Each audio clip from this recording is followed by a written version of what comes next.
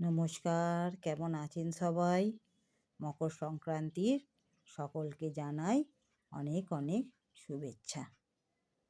পৌষ সংক্রান্তি চলছে, সব ঘরে ঘরে পিঠে পুলির আয়োজন চলছে।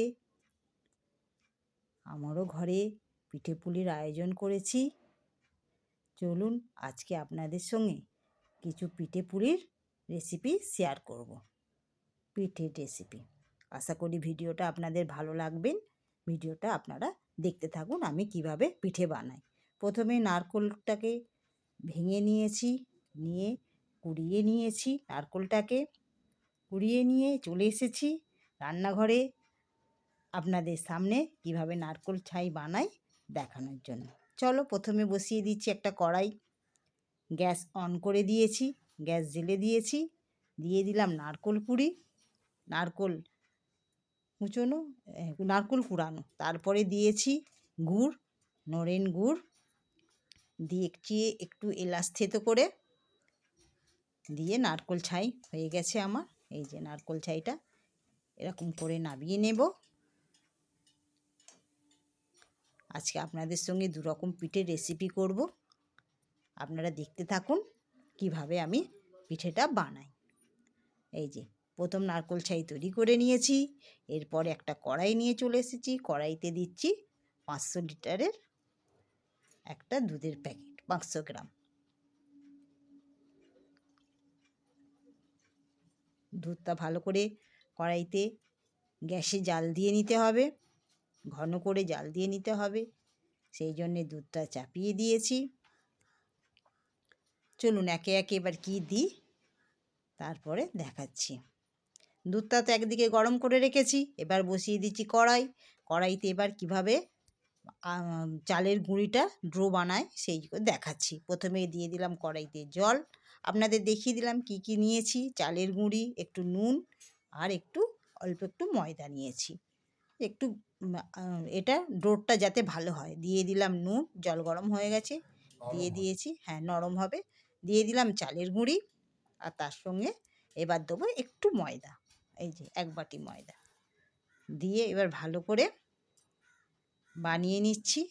একটা ডো তৈরি করে নিতে হবে ভালো করে। ডো তৈরি করে এবার ডোটাকে ভালো করে হাতে করে যেমনি করে আটা মাখার মতন ভালো করে মুছে নিতে হবে।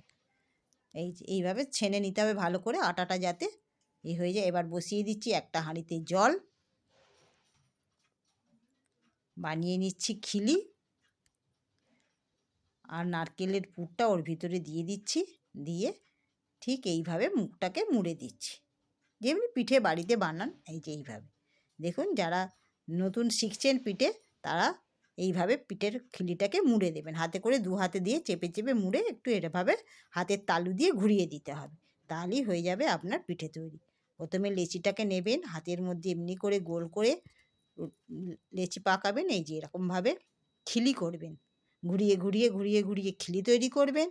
এরপরে এর মধ্যে দিয়ে দেবেন আপনি নারকেলের পুর। তারপরে মুখটাকে এইভাবে যেভাবে দেখাচ্ছি এইভাবে আপনারা মুখটাকে ভালো করে মুড়ে নেবেন।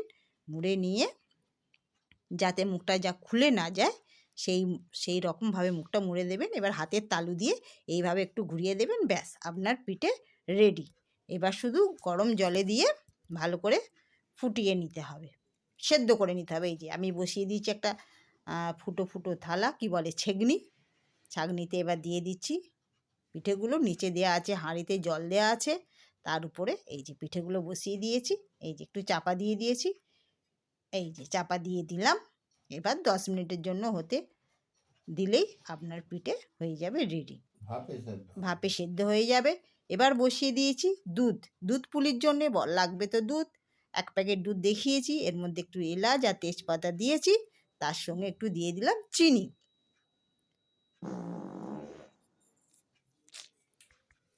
দুধটা যখন ভালো করে ফুটে যাবে, ঘন ঘন হয়ে যাবে, তখন তার মধ্যে আমি এই গড়া পিঠেগুলো, হাতে করে তৈরি করে রাখা পিঠেগুলো সব এক এক করে দুধের মধ্যে ছেড়ে দিচ্ছি। আমি একটু হাতে করে বানিয়ে রেখেছিলাম চুষি পিঠে, ওই চালের ডো দিয়ে বানানো হয়েছিল, তো ওইটা দিয়ে বানিয়ে নিয়েছি চুষি পিঠে, ওটাও একটু দিয়ে দিলাম এর মধ্যে।